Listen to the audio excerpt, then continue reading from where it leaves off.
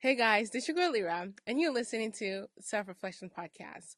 Thank you guys for joining me on another episode of Self Reflection Podcast. I pray and I hope that this podcast episode finds you guys in the best possible state that you guys could be in for yourself in today. And if you're not doing your best, I want to encourage you in this moment to create some time to do some self reflection. And also, if you feel like you alone cannot handle the emotions that you're going through, the feelings that you're going through by yourself, please reach out for support, right? Reach out to talk to a friend, somebody that you trust, a family member, a therapist, a coach, a mentor, a pastor, right? Whoever you need to talk to in this moment, because sometimes we don't have the strength to do everything on our own. Sometimes we need other people to support us, right? And also, we're social beings. That's who we are. That's just in our nature. So sometimes we just might need that extra connection with someone else. And also, it has been shown that if you have healthy relationships with other people, right, that's supposed to with your mental health as well. So please reach out in this moment. Okay, guys, let's get into our conversation. Yeah. I am super excited to, be having a conversation with our guest today. He is a familiar face on Self Reflection Podcast. He is a familiar face on your TV screen. If you turn on the news, you will see him on your screen. He has been in the media space for roughly 50 something years, and he is none other, guys. I am bubbling in my seat. he is Spencer Christian. Hello, Spencer. Hello, Thank Lira. you. Oh, thank you. What a wonderful introduction. I like that.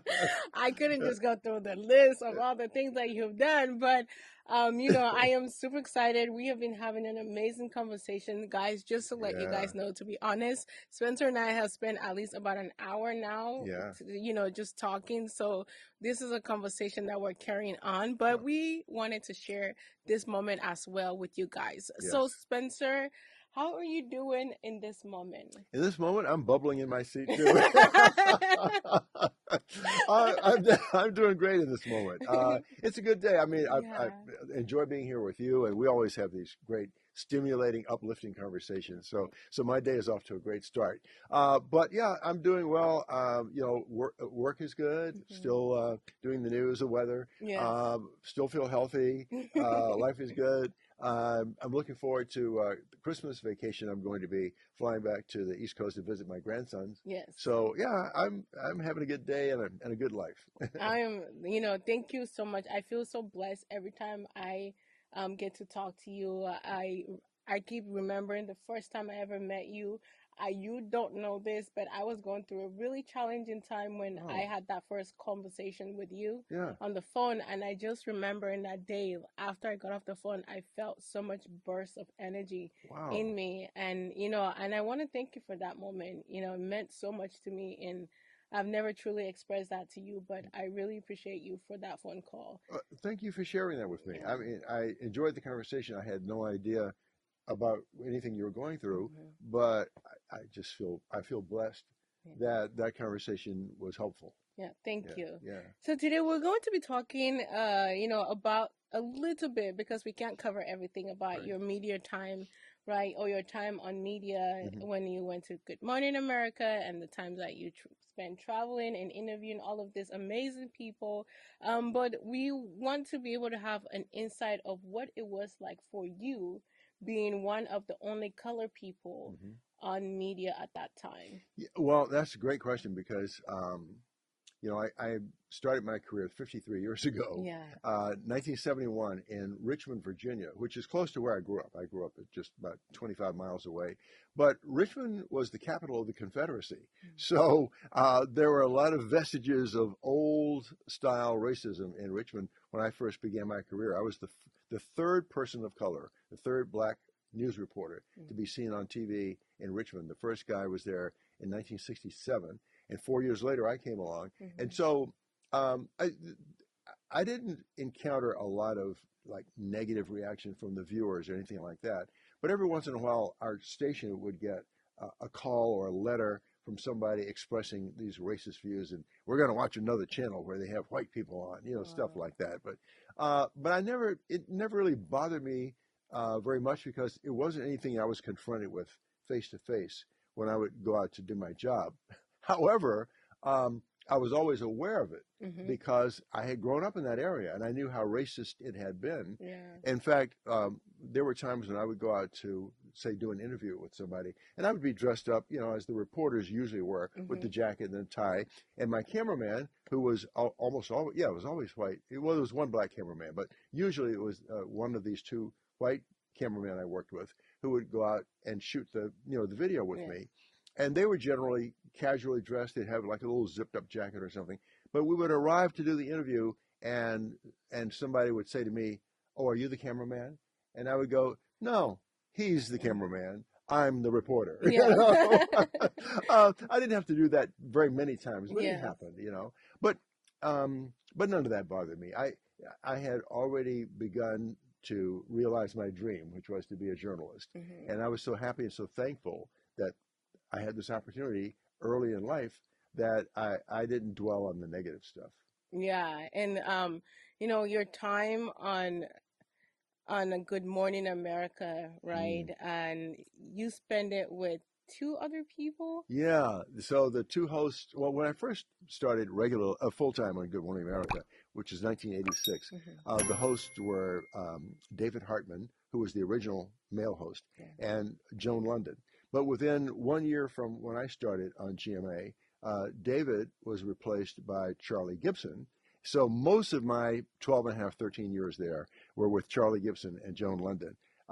They were a great co-host team, Yes. and to this very day are dear, dear friends of mine. Oh my Yeah, goodness. it was.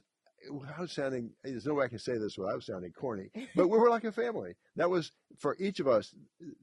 The people we worked with every day were our second family. Mm. Our first family, of course, being our spouses Yes. and children at home.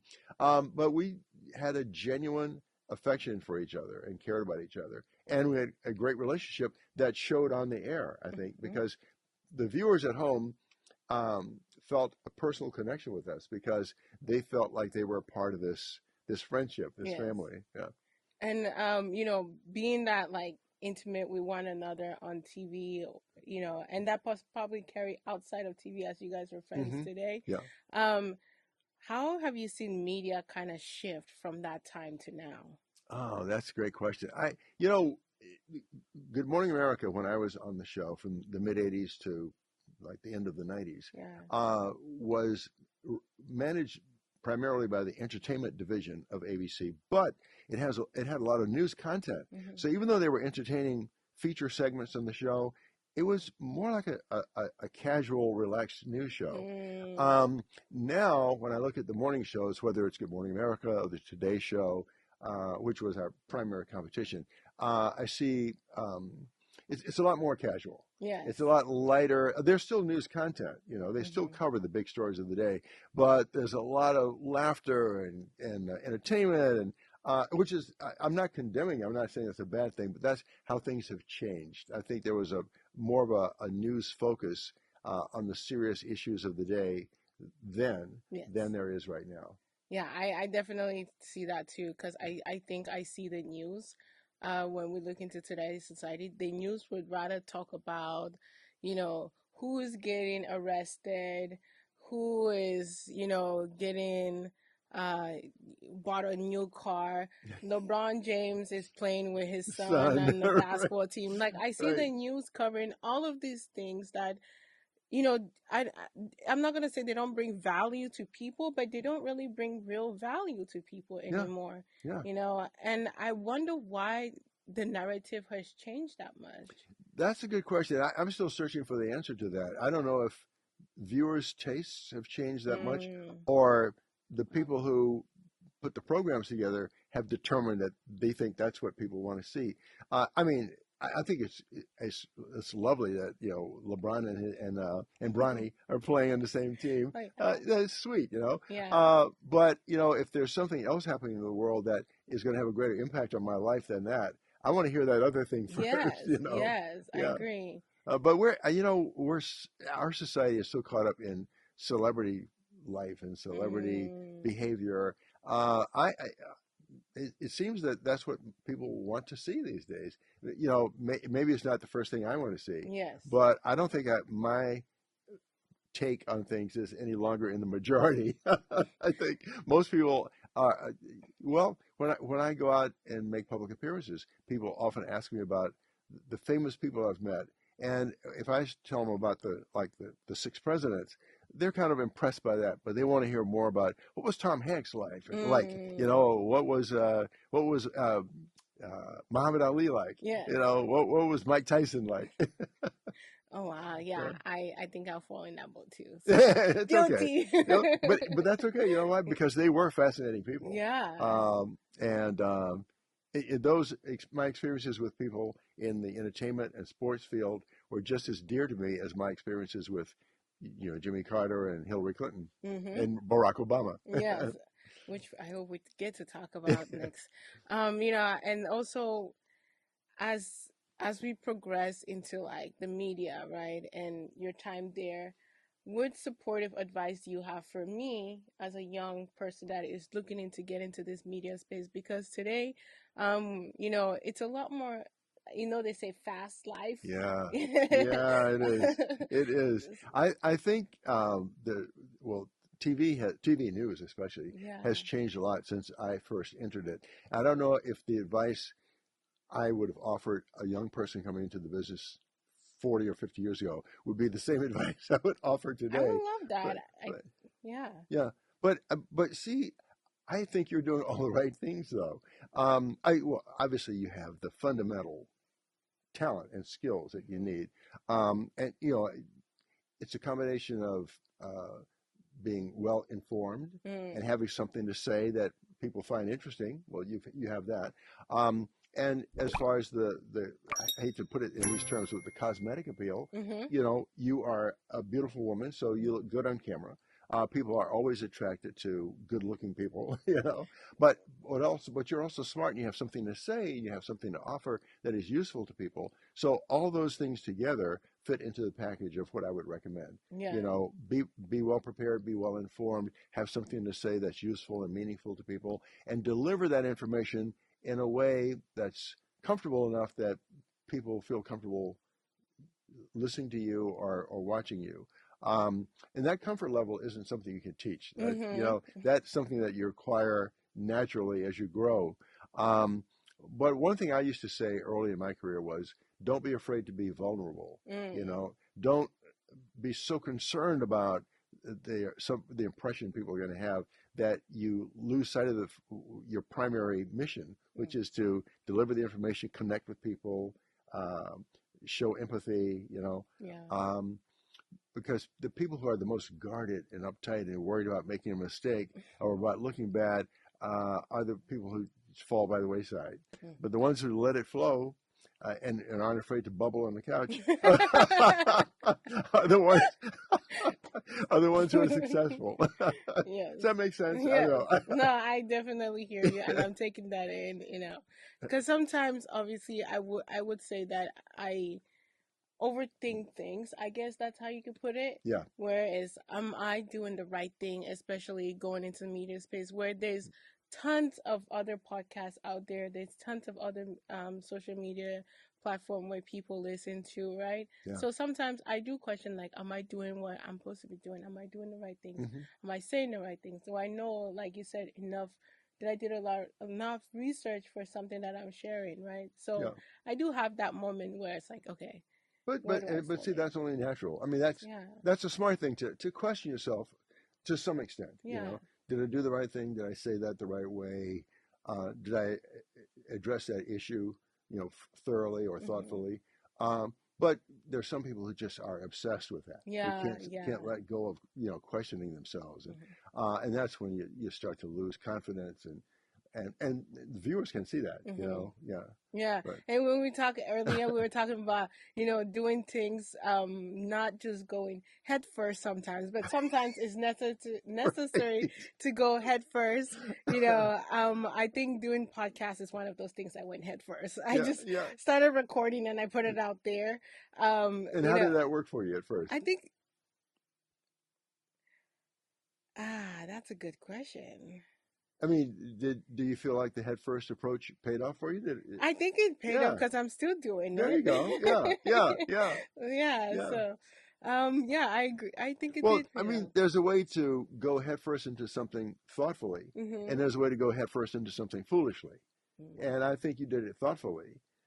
So there's nothing wrong with the head first approach, Yeah. as long as you're not so foolhardy that you fall flat on your face. Yes. Yeah, I agree. Do you want to elaborate a little bit more on that for me, yeah. please? I think I sort of dove headfirst into the business too. So I was in college in the late 1960s, majoring in English and minoring in journalism, Mhm. fascinated with the way the news media covered the events of the 60s. There's a Mhm. lot going on, civil rights and women's rights and the war in Vietnam. And I was so fascinated by the way news covered all of this that I decided I wanted to be a news reporter. My primary interest, though, was in print media. I Mm. wasn't thinking about broadcasting at that point. So I worked in a couple of political campaigns, and I met some people in government. And then now 1969, 1970, I find myself graduating. I'm out of college, and I was going around to newspapers applying for Yeah. jobs, but I wasn't getting hired. So a friend of mine who worked with me in one of these political campaigns, by the way, I need to put this into a little bit more context. Mhm. I was in Virginia. This is in the 60s. There was still a lot of racism and open segregation going on. But this friend of mine was white. Mhm. And he and I we developed a good friendship working in this political campaign together in 1969. So in 1970, he calls me out of the blue, and he says, "I know you're still looking for something, right?" I said, "Yeah." He said, "The NBC TV station here in Richmond is advertising opening for a news reporter." He said, "I think you should apply for it." Mhm. And I said, "TV?" I said, "I don't have any experience in TV." And he said, "No one does till they get the first job." So I That's said, true. "Oh yeah, good thought." So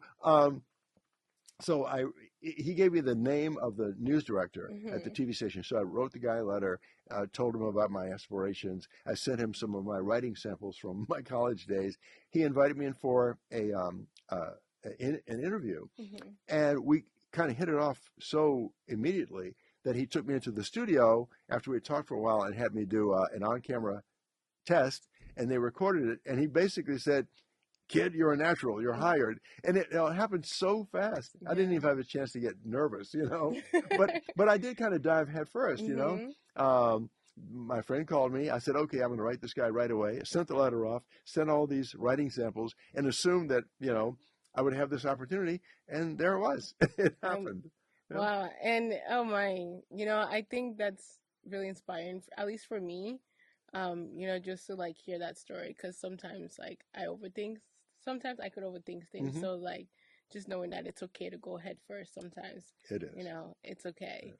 Um, Also, when it comes down to the media space, how do we um navigate it without falling off? Mm.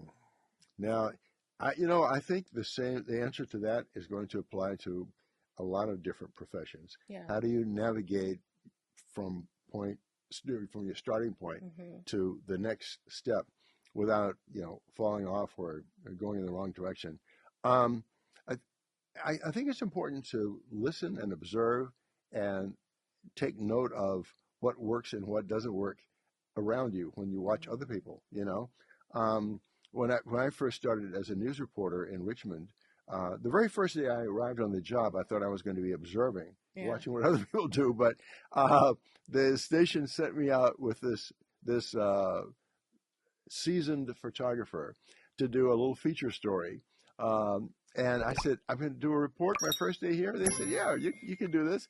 But I had so as I was driving out with the photographer, he said he gave me some advice. He said, "I know it's your first time out, your first time on camera, and all that." He said, "But they wouldn't have hired you if they didn't see something in you." Mm-hmm. He said they wouldn't. And this, by the way, racial tensions were still high at that time. This was a white guy giving the black guy advice that came right from the heart. He said, um, "No need for you to be nervous about this. They wouldn't have hired you if they didn't see something in you they liked." He said, "Just do what you know feels right." He said, Mm-hmm. "Ask questions that you would like to hear the answers to." You know, and I thought, Mm. yeah, that makes sense. And so by the time we arrived there for me to do this interview and do this story, I felt so confident because this person had offered me this useful advice, and it was simple too, right? Yeah. He said, just you know, be curious and ask the questions you think the viewers at home want to hear the answer to. Mhm. Boom, that was it. Wow, So I took that one too. So yeah. guys, if you guys have any questions to ask, please send it our way because let me tell you guys, I hope to have Spencer come back multiple times. I hope Spencer will be here. So if you have any questions for Spencer, send it to Self Reflection Podcast. Send us a DM, and we will have Spencer answer those questions as well. He's going to be sitting on this couch Oh and yeah. answering those questions. So send all your questions to us, guys, and let's get this going. Also, I want to talk about Spencer's book a little bit in this moment. If you haven't checked out Spencer's book, I didn't bring a copy, which I should have. You Bet Your You bet Life. your life. You Bet Your Life. That's right. So Yeah. if you haven't checked out Spencer's book, go out and check out Spencer's book and bring all the questions that you have for Spencer to answer because I truly believe that Spencer, you're one of those people we call in my place, we call it an icon, something like that. An icon. Yeah, somebody that has a wealth of knowledge, that Yeah. has wisdom, not only knowledge, but wisdom as Yeah. well. And I just think that, this world honestly is missing Spencer, to Oh be honest. wow. Oh well. Like we need what you have for us. So when it comes down to your book, You Bet Your Life, Yeah. what is one of the biggest lesson that you learn writing that book? One of the well, first of all, I think you're right. This world needs wisdom. I don't know if the world needs Spencer's wisdom, but the world definitely needs wisdom. But thank you for saying that anyhow. Um, well, let me just share a little bit quickly about what the book is about, Yes, please. just for people who don't know. No. So the main title is "You Bet Your Life," but the subtitle is "How I Survived Jim Crow Racism, Hurricane Chasing, and Gambling." So those three things there refer to growing up in the old segregated South. So that was what they called Jim Crow racism. And, being told every day I was a second-class citizen until that began to change. The second part of it, hurricane chasing, when I was with Good Morning America as the main weatherman there, whenever there was a major natural disaster, especially a hurricane, I was sent out to cover these events. And I was always out there in the elements, which I don't regret. I mean, it was a great powerful learning experience. So that was the hurricane chasing part.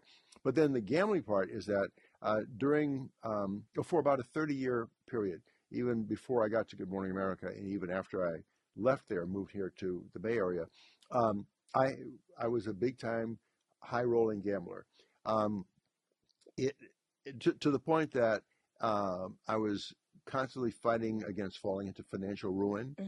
I was enjoying the excitement of gambling when I was winning, but I felt defeated and depressed when I was losing, which was most of the time because that's what gambling does to you. Somehow I was able to still take good care of my family and pay the bills and keep us in a nice house, but I was constantly in debt, borrowing from here to pay off the debt there and all that. So now I've been rambling on and on here. Your question is, how did I feel as I was writing the book? What lessons did I learn?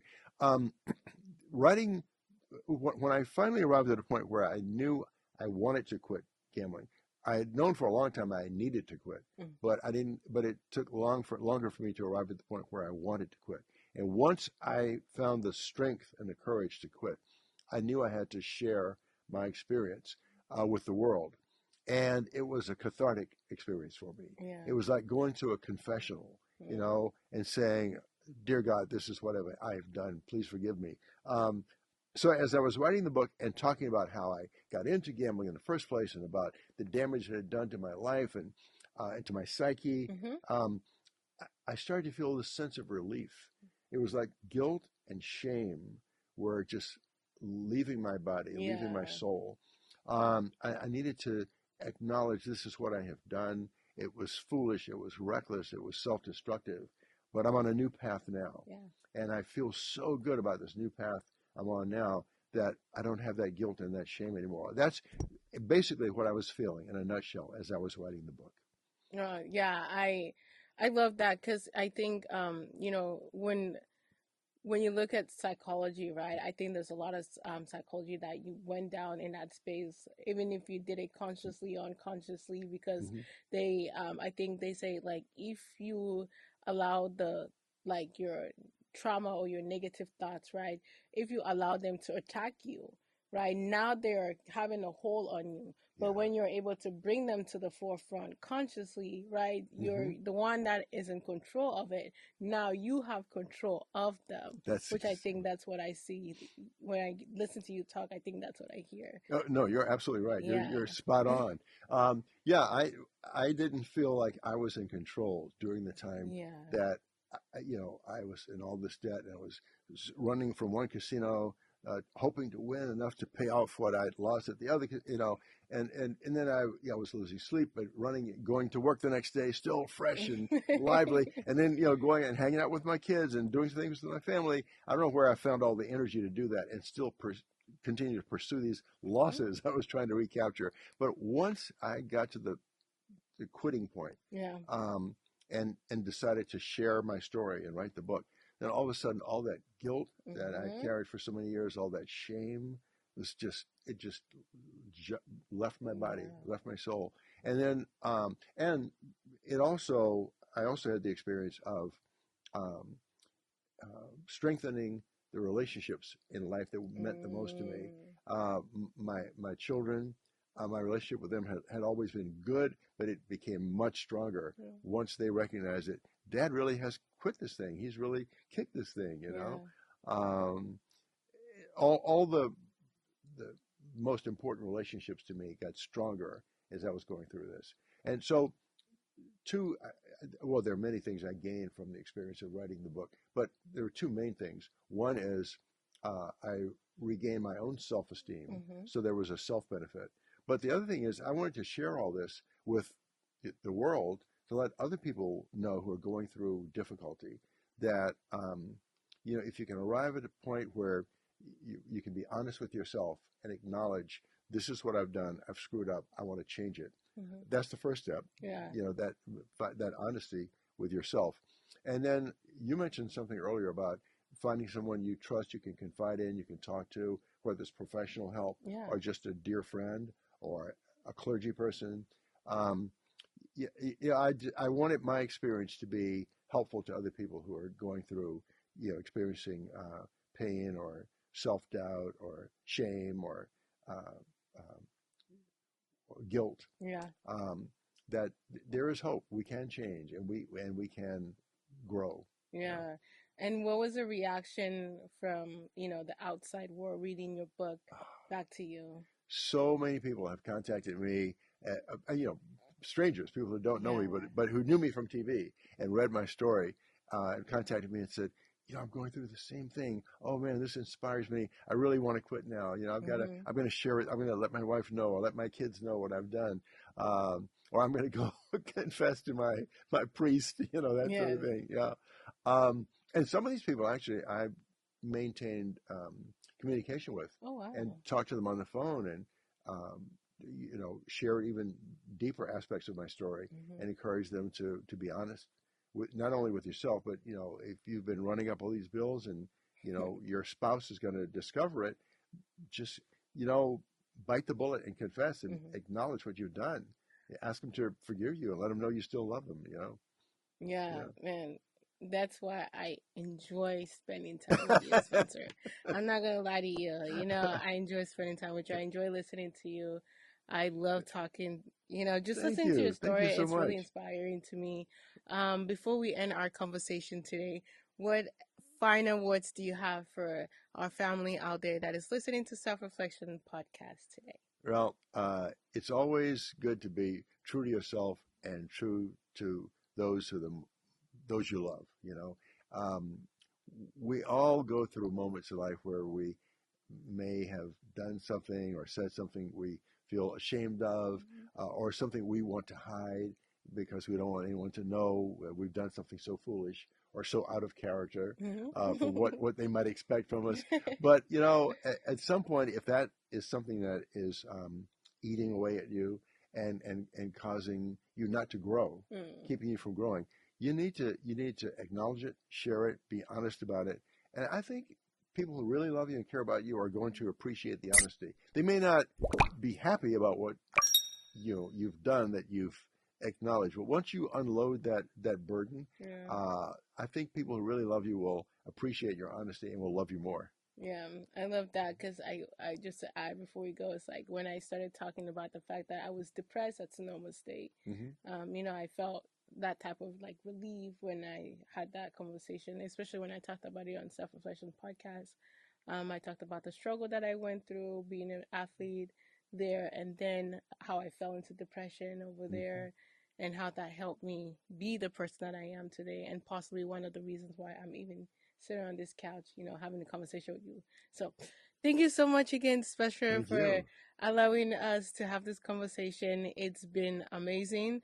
Guys, thank you guys again for listening to Self Reflection Podcast. I'm grateful for you guys. I'm grateful for everyone that has hit that subscription button. If you haven't done so already, go ahead and hit that subscription button because you don't want to miss any other special episodes like this one because, like I said, I hope and I pray that Spencer will continue to come on Self Reflection Podcast and you guys will continue to see him time after time. We have a lot to discuss because I am trying to get half as close to where Spencer has gotten. So, please go ahead, hit that subscription button, share this podcast episode with one other person. I'll truly appreciate it. Also, if you have yet to follow us on our social media, you can connect with me at Lira, Lira_Ndifon. Again, that is Lira, Lira_Ndifon. I hope and I pray that this podcast episode brought you some value in your life. If you're a young person that is looking to develop or looking to be in an entertainment space or any other career path, right? I hope that Spencer's journey, just a snippet of it, inspire you to, go head first sometimes if you have to, right? So take care of yourself, guys, and please do not forget to prioritize self reflection as that is going to support you with your mental health. I hope you guys have a blessed day. Take care of yourself, love yourself, be kind, and be gentle with yourself. Until next time, you're listening to Self Reflection Podcast. And this is your girl, Lyra. Ta da! And thank you, Spencer. Thank you. Thank you, Lyra.